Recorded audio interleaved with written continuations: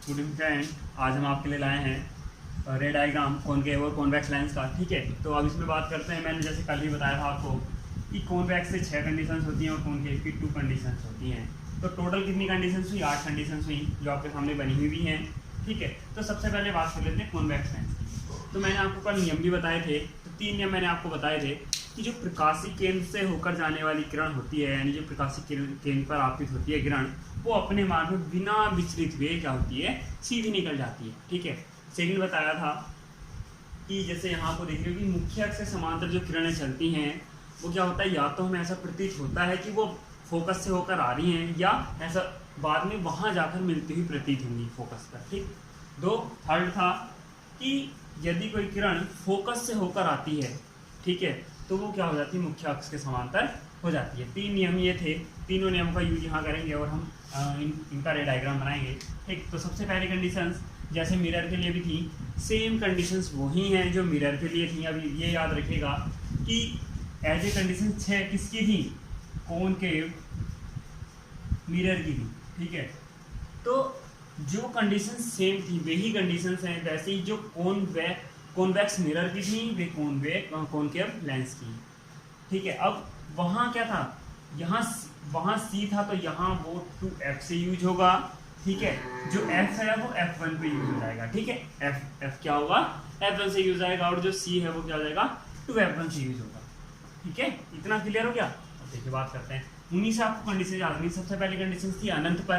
कौन सी थी? अनंत पर। तो अनंत पर कंडीशन, अनंत पर वस्तु रखी है तो उससे आने वाली किरणें क्या होती हैं, सारी लगभग हम क्या मानते हैं, समांतर होती हैं मुख्य अक्ष के। तो उसके बाद क्या होती है, विकिरण क्या हो जाती है, फोकसित होती है किस पर, F2 पर फोकसित होती है। ठीक है, यानी सारी किरणें अपवर्तक के साथ कहाँ मिलती है, प्रतीत होती है, F2 पर प्रतीत होती हैं। तो अब ऐसी कंडीशन में प्रतीक बनता है वो कहाँ बनता है, F2 पर बनता है, यानी मुख्य फोकस पर बनता है, जो द्वितीय मुख्य फोकस होता है। कैसा होता है, केवल बिंदु मात्र होता है, यानी बिंदु के आकार का होता है, और वास्तविक और उल्टा होता है। ठीक है, सेकेंड 2f से थोड़ा सा परे। ठीक है, जैसे हमने बोला ना उसमें मिरर में किसी से परे, वैसे ही 2f से परे। तो 2f से परे इसका मतलब क्या हुआ, देखिए एक मुख्य अक्ष से समांतर रे चल रही है और वो कहाँ से होकर जाएगी, फोकस से होकर जाएगी। ठीक, दूसरा क्या है कि दूसरी किरण क्या है, प्रकाशिक केंद्र से होकर जा रही है और उससे भी अपने मार्ग में होकर निकल जा रही है। दोनों ये अपवर्तित किरणें जहाँ काटेंगी, जहाँ प्रतिच्छेद करेंगी, वहीं क्या होगा, वस्तु का प्रतिबिंब बनेगा। तो a डैश b डैश जो होगा वस्तु का क्या होगा, प्रतिबिंब होगा। कैसा होगा, वस्तु से छोटा होगा, वास्तविक और उल्टा होगा। कहाँ होगा, F2 और 2F2 के मध्य में बनेगा। तो जैसे जैसे आप वस्तु को पास लाओगे वैसे वैसे प्रतिबिंब थोड़ा दूर खिसकता चला जाएगा। ठीक है, अब देखिए यहाँ 2f से थोड़ा पीछे थी, अब 2f पे लेके आए हैं। तो 2f पे लेके जब आए हैं तो यानी प्रतिबिंब अब यहाँ पहले देखिए अनंत पे थी तो F2 पे थी, अब उससे थोड़ा पास लाए तो थोड़ा F2 से आगे खिसक गई। अब जब 2f पर लाए हैं तो क्या हो जाएगा, वो सीधे 2f2 पर पहुंच जाएगी। ठीक है, तो 2f1 पर वस्तु रखी हुई है, एक किरण क्या है, मुख्य अक्ष से समांतर चल रही है, तो वो कहाँ से होकर जाएगी, फोकस से होकर जाएगी। प्रकाशिक केंद्र से होकर जाने वाली किरण कहाँ से जाएगी, तो अपने मार्ग में सीधी निकल जाएगी। जहाँ दोनों अपवर्तित किरणें काटेंगी वहाँ क्या बनेगा, प्रतिबिंब बनेगा। ये दोनों किरणें कहाँ काटती हैं, 2f2 पर काटती हैं, तो a डैश b डैश जो होगा आपका प्रतिबिंब होगा। कैसा होगा, बिल्कुल वस्तु के सेम साइज का होगा। ठीक है, यानी समान साइज का होगा, और वास्तविक होगा और उल्टा होगा, वास्तविक और उल्टा होगा। नेक्स्ट कंडीशन की बात करते हैं, फोर्थ की, कि जब वस्तु कहाँ रखी हो, 2f2 वो 2f1 और f1 के मध्य रखी हो, यानी जो हमारा प्रथम वक्ता केंद्र होता है और जो प्रथम फोकस केंद्र होता है, मुख्य फोकस होता है, इनके बीच में रखी हो। तो इनके बीच में रखने से क्या होगा, तो देखिए रे दो ही अधिकांश दो ही रे से डायग्राम बन रहे हैं, एक मुख्य अक्ष से समांतर, एक प्रकाशिक केंद्र से होकर जाती है। ठीक है, तो मुख्य अक्ष से समांतर चलने वाली किरण कहाँ से होकर जाती है, द्वितीय फोकस से होकर जाएगी। प्रकाशिक केंद्र से चलने वाली किरण प्रकाशिक केंद्र से होकर सीधी निकल जाएगी। जहाँ दोनों अपवर्तित किरणें काटेंगी वहीं क्या होगा, प्रतिबिंब बनेगा, जैसे बाकी इस कंडीशन में बना हुआ है। तो मैंने बोला भी था कि जैसे जैसे हम वस्तु को लेंस के पास लाएंगे वैसे वैसे प्रतिबिंब क्या होगा, धीरे धीरे पीछे खिसकता चला जाएगा। तो a डैश और b डैश जो होगा वस्तु का प्रतिबिंब होगा, और वस्तु से ज़्यादा बड़ा होगा, और वास्तविक और उल्टा होगा। उल्टे होने की मैंने पहचान आपको बताई थी, मुख्य अक्ष के नीचे होता है तो उल्टा होता है, मुख्य अक्ष के ऊपर होता है तो सीधा होता है। नेक्स्ट कंडीशन देखिए, फोकस पर रखी है वस्तु, प्रथम फोकस पर, प्रथम मुख्य फोकस होता है, वहाँ से समांतर चलती है किरण मुख्य अक्ष के, फोकस से होकर जाती है। अब ये जो देखिए, ये जो है प्रकाशिक केंद्र से होकर जाने वाली किरण प्रकाशिक केंद्र से होकर निकल जाएगी। ठीक, अब ये दोनों क्या ऐसा लगता है हमें कि जब ये दोनों किरणें जाती हैं तो अनंत पे जाके मिलती हुई प्रतीत होती है, और ये बहुत बड़ा यानी वस्तु से कहीं बहुत ज़्यादा कई गुना बड़ा प्रतिबिंब बनता है, जिसमें ऐसा बोला जाता है अनंत पर मिल रही हैं। तो प्रतिबिंब कैसा होगा, बहुत ज़्यादा बड़ा होगा। कहाँ बनेगा, अनंत पर बनेगा। कैसा बनेगा, वास्तविक का उल्टा बनेगा।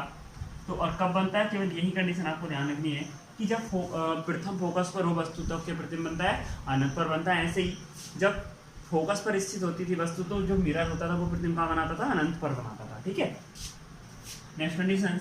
अब देखिए एक कंडीशन और बचती है F1 और O के बीच, F1 और O के यानी प्रकाशिक केंद्र के बीच। ठीक है, तो अब जो हमारे पास ये वस्तु है, इससे एक किरण ये सीधी निकल, एक किरण मुख्य अक्ष से समांतर जाती है तो एक फोकस होकर जाएगी। मुख्य अक्ष से समांतर एक किरण जो प्रकाशिक केंद्र उससे होकर जा रही है किरण, तो उसी से सीधी निकल जाएगी। इन दोनों किरणों को अगर पीछे मिलाया जाए तो पीछे मिलाने पर ये किरणें क्या होती हैं कि हमें कहीं एक जगह मिलती हुई प्रतीत होती हैं। जहाँ ये दोनों किरणें मिलती हुई प्रतीत होंगी वहीं वस्तु का प्रतिबिंब बनेगा, और ये मुख्य अक्ष के ऊपर है तो इसलिए सीधा होगा।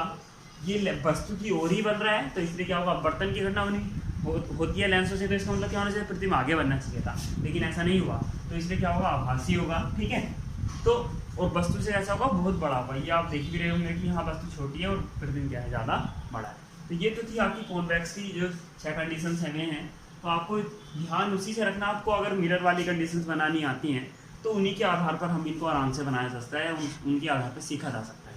ठीक है, तो एक बार जिसने मिरर वाली कंडीशन नहीं देख रखी है वो पीछे वीडियो में जाके मिरर वाली कंडीशन से एक बार देख लीजिएगा। फिर देखिए अब बात करते हैं कॉन्केव लेंस की। ठीक है, यानी अवतल लेंस की।